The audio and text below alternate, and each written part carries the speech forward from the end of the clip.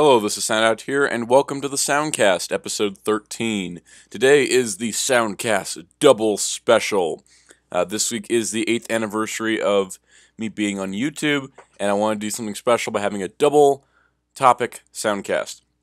This won't be happening all the time, but this week in particular, I wanted to do something for the 8th anniversary of my channel, but then a bunch of Kyuranger scans dropped in the last couple days. So I decided, alright, guess we're doing a double podcast. So here we are, starting off with Uchuu Sentai Kyuranger's second quarter scans. Now we went through the first quarter scans back towards the beginning of the year. I think it was late December when those came out. And now we're getting close to the show premiering this weekend, including the toys coming out this weekend. Also, in an unrelated instance, my bank account will be drained this weekend too, just for no particular reason. It's not like I may have ordered Kyuranger, the extra 4 Voyagers, a Seiza Blaster, and a Kyutama set number 1. No, that didn't happen at all. Unless I'm dropping massive hints about the massive amounts of money I'm dropping this weekend on Kyuranger toys. And the train does not stop. March for Kyuranger takes it easy. For those curious, March we only have new releases are Kyutama Set 2 and the Cockpit Set 1, which I already ordered Cockpit Set 1 because I really like that concept. So those are the only 2 items in March from what I can tell. There is some other stuff we'll go over in a bit, but the quarter 2 scans cover April, May, and June. Now, for Kyuranger, naturally, we started with 9 Kyurangers from the beginning, and we're getting 2 more. Let's start off with that. Ryu Commander and Koguma Sky Blue. These are the 2 new Kyurangers. The 10th, which is Ryu Commander, and the 11th, which is Koguma Sky Blue. Now, starting off with Ryu Commander, I'm very much speculating it is the Ranger's mentor that we've been introduced to in trailers, because he is a dragon and he carries a staff, like a cane staff. So I'm thinking Ryu Commander is probably him. He's purple, he's got a nice long trench coat, he has a unique changer and belt buckle that's different than the regular Kyurangers, and he looks really cool. I'm digging him a whole lot. But he's got a great little dragon design going on. Really cool design. Moving over to Koguma Sky Blue. Koguma Sky Blue is a child. That's what we've gotten confirmed so far, especially you can tell the height difference. And he's connected to Sorcery Orange somehow. Now, Koguma Sky Blue is actually interesting because he's based on the Ursa Minor constellation. Now, Ursa Minor has a counterpart in the form of Ursa Major. It's the little bear and the big bear. So Koguma Sky Blue can become Oguma Sky Blue, which is a transformation power-up where he becomes an adult-sized ranger. I'm not really sure how this is going to play out in series, but it is shown here in the catalog scans. So he goes from a little kid ranger to an adult ranger, which is really interesting, and I'm curious to see where this is going. Still kind of a note, we have not got another female ranger yet, but there's still time. I'm pretty sure white is like the main Sentai color we're kind of lacking here. And I do think it's where they refer to him as Sky Blue, instead of cyan or, any of the teal. Those kind of colors, it's Sky Blue. It's a two-worded thing. But then we got Ryu Commander. Commander's not even being referred to as purple or Ruseki or violet. He's just there. So those 2 look really nice. I think they're great. Moving along, the scan that showed Oguma Sky Blue shows another Kyutama that's shadowed out. And it says 4/29 onward, so I believe this is a campaign being the 29th of April that you can get an Oguma Sky Blue Kyutama. Not really sure about that. We'll probably find out more on those later. What we do know is that there's a campaign starting on March 18th for Kyutama number 38, I believe, which is the Pegasus Kyutama, which can be used as a power-up for Shishi Red. And, no, it's 33, I think. Anyways, it's kind of concerning how many promotional Kyutamas are numbered, and how many are Gashapon exclusive and Candy Toy exclusive, and there's not a whole lot of overlap. So I think I'm not going to worry too much about the non-Ranger Kyutama, but this one would be cool to get. Basically, it starts March 18th, and if you buy Kyuranger, Seiza Blaster, Q the Weapon, the Kyutama Buckle, Tenbin, Hibetsukai, Washi, Sasori Voyagers, or the Cockpit set, you get one of these. No idea if online web stores selling to American fans will be doing this promotion. Hopefully they will be, since I am buying the Cockpit set. This also implies the Cockpit set will be released after March 18th. Not really sure yet. Depending on when that comes out, I may end up ordering like Q the Weapon and see if I can get one of these Pegasus Kyutama. But definitely, I've kind of decided after this that as much fun as it would be to try to collect all 42 to 88 Kyutama, there's some of them that are only in magazines, some of them that are only in Gashapon Candy Toy. It's kind of like the Forze Astro Switches. I worked really hard, and I spent a ton of money on those, but all of them came out between Deluxe, Gashapon, and Candy Toy. No, Deluxe and Gashapon. There were some that came out in Candy Toy, but there's no Candy Toy exclusive in the main 40. This seems to be doing a lot of stuff. So I think for the most part, I'm just not going to worry about getting every single Kyutama, and I'm just going to kind of take it easy. I'll probably pick up Q the Weapons, and it's a cool toy. Probably going to skip both Buckle toys. Moving on to stuff I am buying, we have, let's see, what's the name on this one? This one's a little nuts. This is Ryu Commander's Changer, the Ryu Tetsuter, which is basically a cane, and we can actually see that the mentor to the Kyurangers is actually already carrying this in the show, which I think is super cool that we already have a representation of this. It comes with Kyutama number 10, which should be a special variant, so it doesn't have the mecha on the back side, but it has like a dragon, just like the one with the Seiza Blaster is a different version of the Shishi Kyutama. But yes, Kyutama number 10, it looks like a cane. We don't really have a full picture of it yet, but this thing looks really cool. I'm digging it. Currently, we don't know how much it is, but it's really cool, and it kind of feels like Ryu Commander is filling the void of the 6th Ranger, having a new changer and buckle and all that we usually get, but since it's the 10th. And I've also kind of noticed that he's coming out in April, which is a little soon. Usually we get 6th Ranger stuff like June, July-ish. Now we're getting the extra Ranger changer in April. So we get March off. Pretty much there's just like 2 small items in March, and then April is just, bam, new changer. There's also, bam, new mecha. We got a full scan of this. The Ryu Voyager is a brand new torso Voyager that is a long dragon. It looks so cool. I'm really digging him a whole lot. And he transforms and combines with Sasori Voyager, as well as Koguma and Oguma Voyager to make Ryuteo. So, first of all, let's talk about just Ryu Voyager in general. He's going to be sold on his own in April for 3,500 yen, which is not too bad. He should have lights and sounds, as far as I can tell, just based on how Kyuranger has worked so far. I imagine this guy will have light and sound functions. And I think he does, but it just doesn't look like it. It's very strange. Usually Bandai does mark things with a light and sound indicator on their promotional images, but I'm not seeing that here, so it's possible he could not have lights and sounds, but since Kyuranger does, I'm going to assume that he will. But it does come with the number 10 Kyutama, which is similar to the one that comes with the changer for Ryu Commander. And like I said, he combines with Sasori Voyager, which has already been released, and then also Oguma and Koguma, or I may be getting that wrong. We'll work on that. I'll work on getting that better.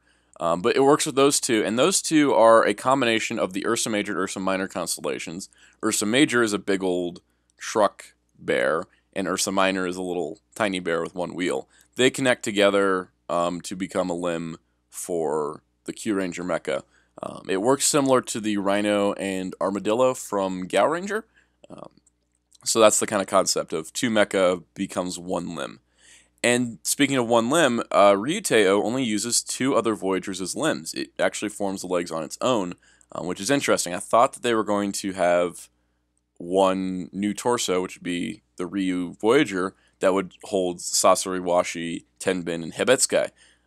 But it doesn't seem to be the case. Now, naturally, there's a box set version of Ryuteo coming out. They'll have Ryu Voyager, the Kogama, Ogama, and Sasori. So if you want to wait to buy Sasori Voyager till later, that might be a good idea, because you can actually get it in the set.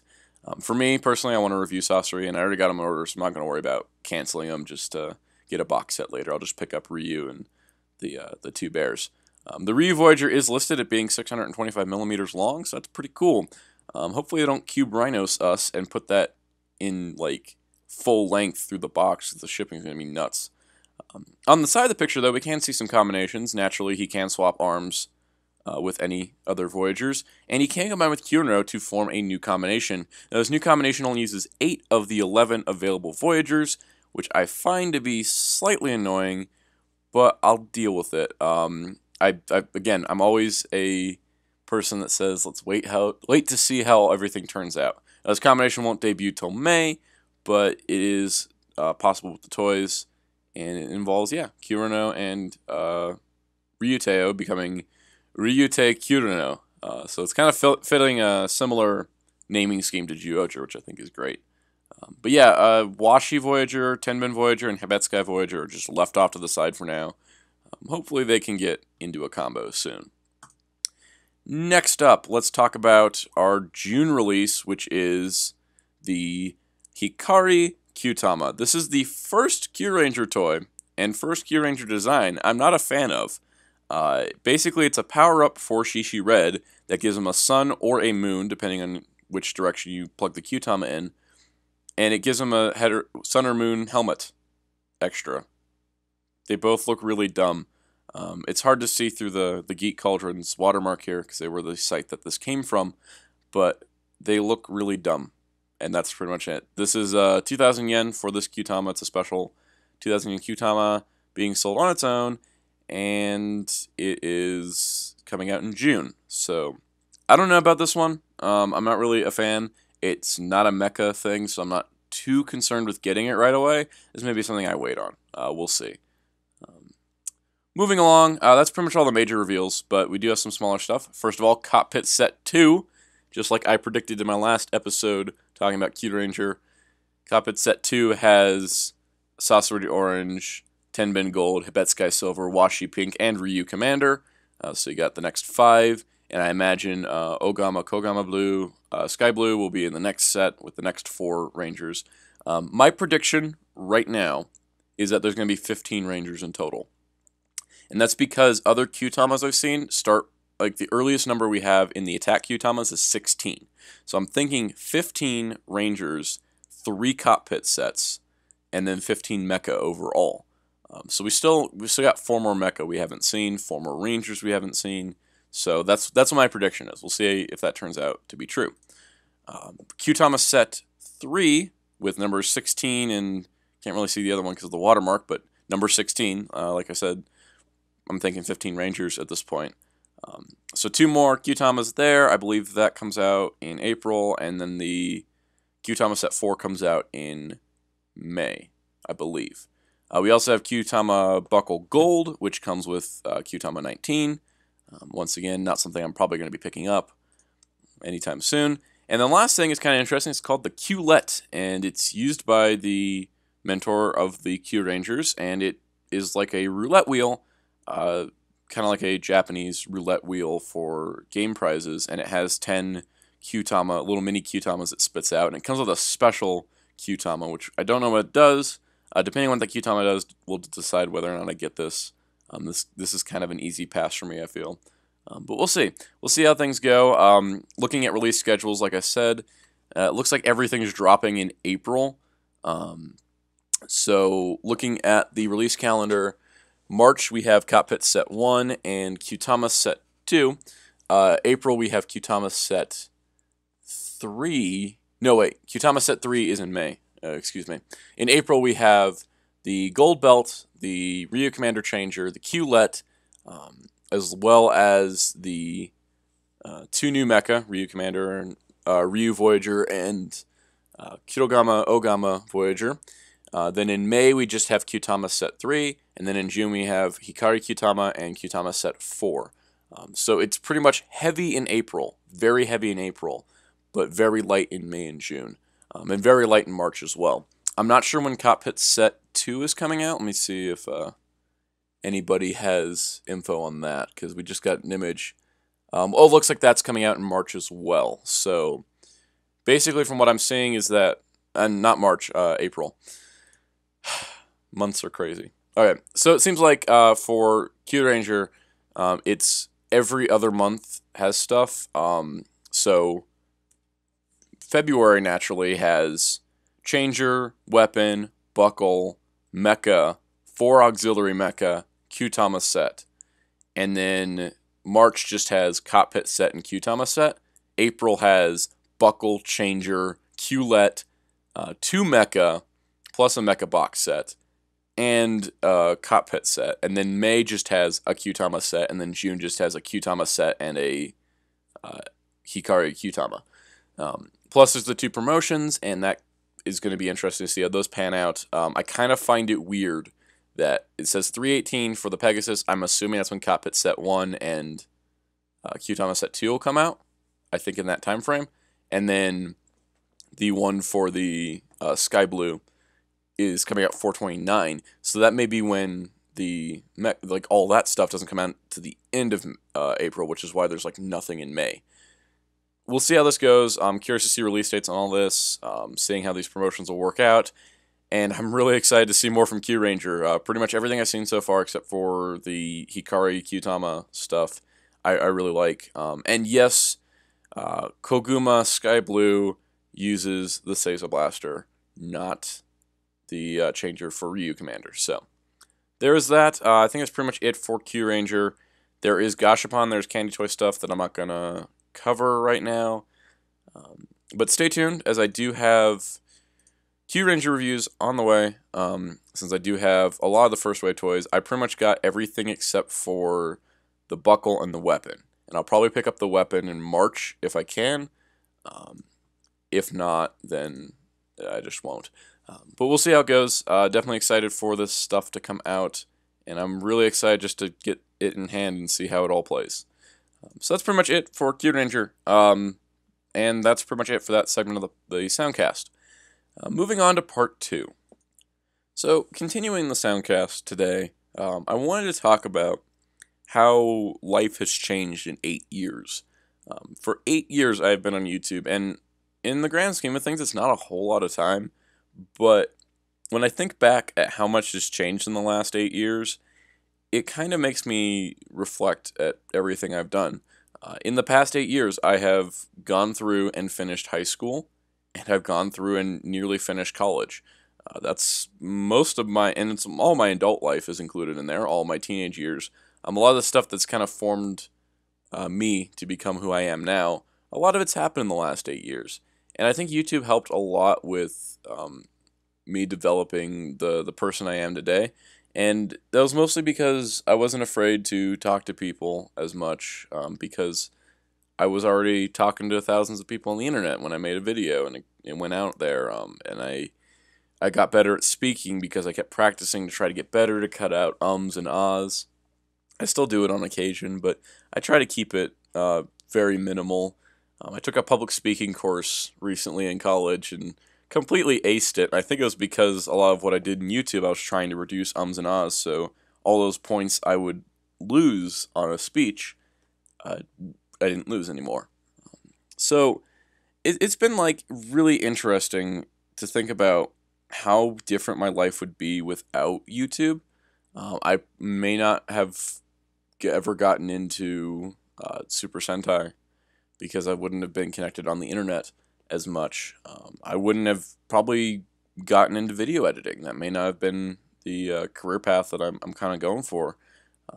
I've learned a lot about video editing myself from just doing stuff on YouTube, but I've always had a love for film, and I think applying it in different ways than just straight filming movies or television has kind of led to where I am now, where I'm studying digital media. I've learned how to do graphic design. I'm learning video editing and special effects work, stuff that I can use and take on a career in life.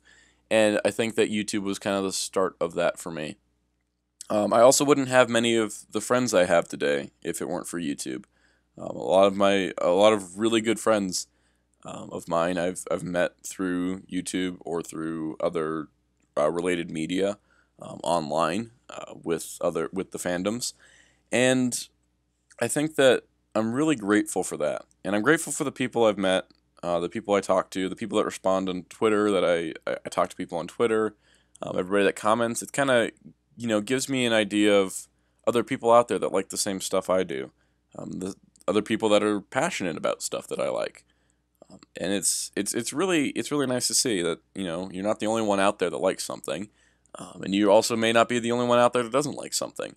It's very similar to just the idea that we're all in this world all at the same time, and we all have our different lives and different situations, but there's a lot of commonalities between many of us. And I think sharing the commonalities is important as well as the differences. I could have a very good discussion with somebody about how Riu Sentai Kyuranger is like the best Sentai ever, and they can argue that it's not. And we have different opinions on it because we connected the show in a different way. But, that's the kind of situation where the internet's at, is where you can have a discussion with people. I do think things have kind of spiraled out of control, especially in the Power Ranger fandom, where people are just, tarnishing each other left and right just because they have a different opinion. It's become very opinionated to the point where nobody's really listening to any counter arguments. If I go online and say I don't like Commentator Xaid, then there's going to be the people that'll be like, oh yeah, I don't really like it either. And then there's also going to be the people that are like, you're terrible, you have to watch it. It's it's the best show ever. You can't not like it. And it's like, well, yes, I can. We all have different tastes and interests. Personally, for me, Xaid's style and characters are not interesting to me in a way that I want to watch a show about it. But at the same time, I like Kyuranger, which is a show that a lot of people didn't, and I just connected with that show better. And so the thing is, it's different. Everybody has their different opinions about things, and everybody has their different connections to a TV show or a movie.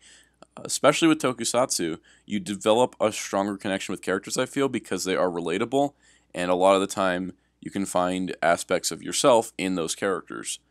And sometimes you will find a Sentai where you don't connect to any of the Rangers, or you'll find a writer's show where you don't connect with any of the characters, and then you won't really like that show that much. You may still watch it and enjoy it, but you won't connect to it the same way someone else would if there's a character similar to them. That's kind of something I've noticed, and that's something I've adapted to. Kind of why I lean towards Sentai more these days is because I seem to connect with more of the characters nowadays than I do with writer characters. A lot of Kamen Rider characters very angsty, depressed, and sad about things. I try not to dwell on that. I try to keep positive and moving forward, which is a lot of what Sentai works with. Let's just talk about that. Like, when I started this channel, I was mostly a Transformers person, and now I'm mostly a Sentai guy. The thing is that, like, I started with Transformers just because that was kind of like the hot thing with the movie coming out, and I've always liked Transformers. And I really do like Transformers.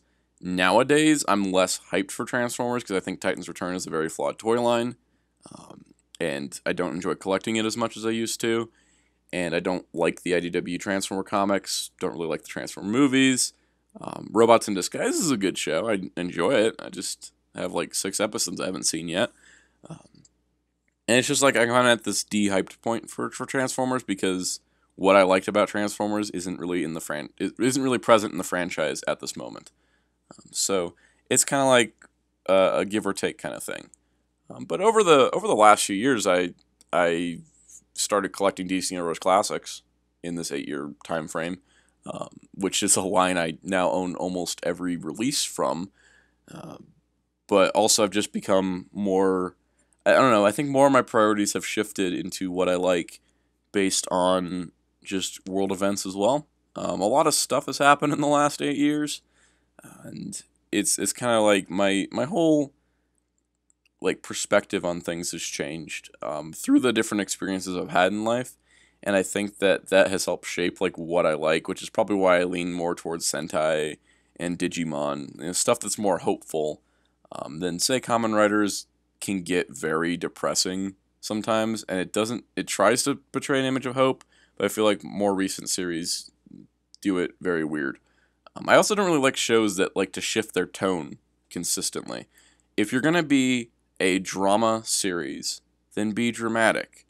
You can have humor here and there, but don't be switching the tone instantly. So don't, have an episode where somebody gets brutally murdered in an alley and then the next episode has a talking hamburger. It's you can't have the tones shift that much. You can have comedic moments in a dramatic series because that, is relief and breaks up the tension of the show. But if you're switching drastically from really heavy drama to super silliness, it does not work. It does not work from a filmmaking standpoint, and that's why I can't get into those kind of shows. I like the same tone for everything, but I also don't like shows that are too dark. Some shows get too dark, too depressing, and I just don't want to watch them. Gotham was one of those shows. I was like, oh, it's a new DC show, let me watch it. And I was just like, this show has just darkness. It's just mean, cruel darkness, and it doesn't have any sign of hope or any sign of anything being accomplished. So I just dropped it, and I'm happier for it. Same thing happened to Arrow, which is a show I've been watching for many years. In season 4, everything got really stupid. The plots got dumb, and the show got just ridiculous, and I just stopped. I stopped watching. The season was over, and then went back and caught up. Because season 5 looked promising, and season 5's been great. But it's just kind of like, there's some shows I just don't watch because they're too dark and too mean. Daredevil, people are like, this is the best superhero show ever, and I'm like, no, it's not a superhero show. It's a very good drama. It's a very good law-based drama, with also happens to have a guy that dresses up in a costume and fights crime. But I don't find it to be a good superhero show. Superheroes are meant to inspire hope, and they're meant to be heroes. They're there to save people. They're there to inspire and give you hope for something. It's an icon to look towards, or somebody you can relate to. I don't think Daredevil is a show that has any of those elements, so I do not really consider it a superhero series. Sure, it stars Daredevil, which is a Marvel superhero that's been around forever, but I don't think the show itself is a superhero series as much as it is just a drama. So that's the kind of thing that I think that's my personal beliefs. Some shows I just don't watch. Mobile Suit Gundam Iron Blooded Orphans, I've been watching that every week since it started airing, and it's done some dumb things. It's done some really stupid things that have made me upset, but I kept watching because I was like, alright, this is going somewhere. This all contributes to the overall story. And episode 41 happened, and I literally rage quit the show, which I think is the first for me. I usually just kind of lose interest in a show, and then I stop watching it. I usually don't get really upset at what happens in a show that I just quit it. I just drop it. I'm just done. I didn't even want to finish the episode after a certain scene happened. But yeah, that's like it led into that territory that I don't like when it comes to film and media, and that's why I dropped it. But tangents about TV shows aside, it's just kind of crazy to think that 8 years have gone by, 8 years here on YouTube. I've made hundreds of videos. I've filmed probably like another 100 videos that never made it out just for various reasons. And I'm just glad that I've done it because it's helped shape who I am. It's helped me in my personal life too because I've gotten better at speaking and I'm more clear about thoughts. It's made me super broke, and I've had to figure out how to balance money just to keep buying new toys to review. And then also it just kind of led me to the thing of, it kind of helped me decide like what I wanted to do in life, and I'm just really glad that everything worked out the way it has, and I want to keep going with the style and format that I've come up with now. I feel like I've got more of a consistent style now than I ever have, and I just want to keep it going as long as I can. I just really enjoy making videos. I had a rough day at work the other night, and I came home and was really upset, and I was like, well, what would make me happy right now? And I was like, oh, I could watch a show, I could watch a movie. I don't know, maybe I'll just edit a video. And I edited a video, and it cleared my head, and I'm feeling much better about everything. So I just find that when I get stressed out, I like editing, and it's just like if I'm enjoying it that much, then that's something I really like to do. And I'm glad that everyone out there enjoys it. I'm glad that people actually watch my stuff and comment, like the videos, and gives me feedback. It makes me know that people are out there and they are watching, and they do care to watch my videos, which just kind of warms my heart a whole lot, and it makes me feel good. It makes me feel like that somewhere out there making somebody happy with a video I'm making, and that's the best feeling ever. So that's the end of this episode of the Soundcast, and the end of 8th anniversary week here on Soundout 12. I wanted to just make this podcast about the second topic here, just 8 years look back, but man, Kyuranger stuff dropped, and I really wanted to talk about it. So that's how it goes, and that's pretty much it. So stay tuned next Friday. Will be a new episode of the Soundcast, at least it should be. Stay tuned for the Kyuranger reviews. Things come out this weekend. I'm going to ship them as soon as I can, and so I'll hopefully get them here next week for videos. We'll see. We'll see how it goes. It depends on when it gets shipped out of Japan.